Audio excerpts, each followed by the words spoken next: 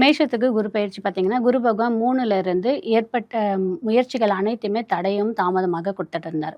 குரு 3ல இருக்கும்போது ஏகப்பட்ட பிரச்சனை. ஏன்னா, ஏற்கனவே மேஷ ராசிக்கு சனி பகவான் 12ல அமர்ந்து, அவர் ஒரு பக்கம் டிஸ்டர்பன்ஸ் குடுத்துட்டு இருந்தாரு. குரு பகவான் 3ல அமர்ந்து மிதுனத்தில உட்கார்ந்து நெறைய டிஸ்டர்பன்ஸ் குடுத்துருந்தாரு.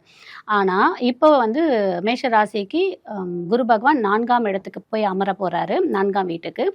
ஆனா 3 கம்பேர் பண்ணும்போது 4 பெரிய பலன் கொடுக்கலனாலும் நியூட்ரலா ஒரு 60% பலனை கொடுக்கறதுக்கு தயாராக இருக்காரு.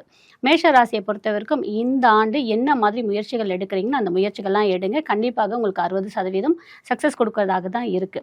அதுலயும் இந்த அஸ்வினி நட்சத்திரக்காரங்கள் பார்த்தீங்கன்னு வச்சுக்கோங்க, குழந்தைங்க படிக்கிறதுல ரொம்ப ஸ்ட்ரகிளா இருந்தாங்க. நிறைய அவங்க உழைப்பு போட்டும் அவங்களுக்கான அங்கீகாரம் கிடைக்காம இருந்துச்சு.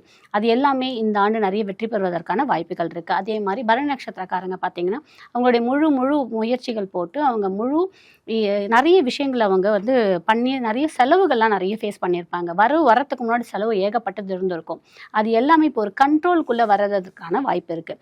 செலவு இருக்கும், அது ஆனால் பயனுள்ள செலவாக இருப்பதற்கான வாய்ப்புகள் ஜாஸ்தி இருக்குது. அதே மாதிரி கார்த்திகை நட்சத்திரக்காரங்களுக்கும் பார்த்தீங்கன்னு வச்சுக்கோங்க, இந்த குரு பயிற்சி எப்படி இருக்கும்னா, ஒரு போராட்டமான பெரிய மனிதர்களுடைய ஒரு அச்சுறுத்தலோடலாம் இருந்திருப்பாங்க.